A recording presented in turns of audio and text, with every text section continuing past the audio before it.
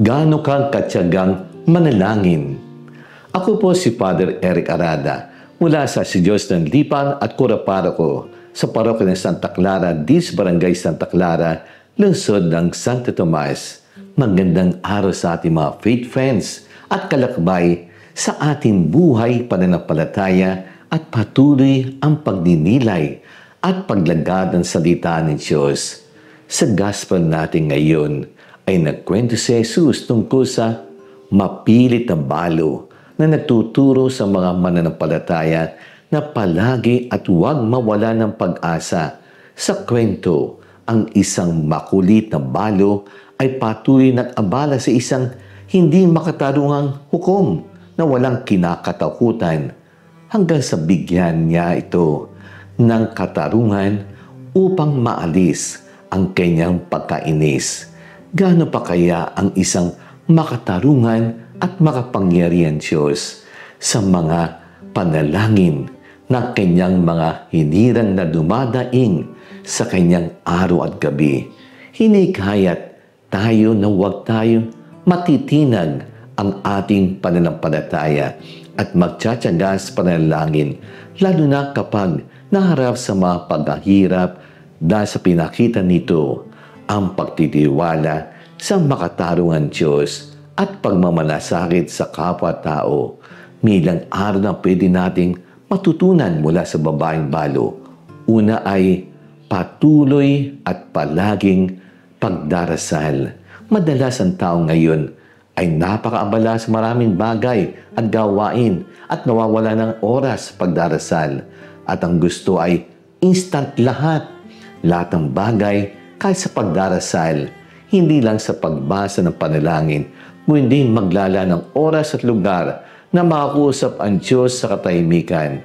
Ang malaga ay isang patuloy at matatag na buhay ng panalangin kung saan ang mananampalataya ay hindi sumusuko kahit ay nakakaramdam ng panghihinang ng loob o nawawala ng pag-asa. Pangalawa, may pananalig sa katarungan at kaloob ng Diyos. Ang kwento ay nagbibigay ng kaibahan sa pagitan ng tiwaling hukom at ang mawaing Diyos. Ang binibigyan din ang kagandaan ng Diyos na pakinggan at sagutin ang mga panalangin ng kanyang mga hinirang niyang alagad. Patatlo, magtiwala sa tagdang panahon ng Diyos. Pagkamat mabilis ang sinasagot ng Diyos sa ilang panalangin, ang iba ay maaring magtagal ng panahon. Ang kwento ay hamon sa pagtitiis at pananampalataya na nagpapakita na perpektong panahon ng Diyos ay naiba sa mainaasahan ng tao.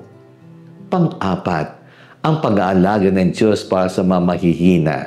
Ang bala ay kumakatawan sa mga mahihina at ang kwento ay nagpapakita ang natatanging atensyon at pagmamalasakit ng Diyos sa walang kapangyarihan at nangangailangan. Sa isang mundo kung saan inaasahan ng mga paghihirap at panghihinang loob, ang patuloy na panalangin ay isang paraan upang manatili mapagbantay. Nagtitiwala sa tagumpay ng Diyos at kapangyarihan upang magdala ng katarungan.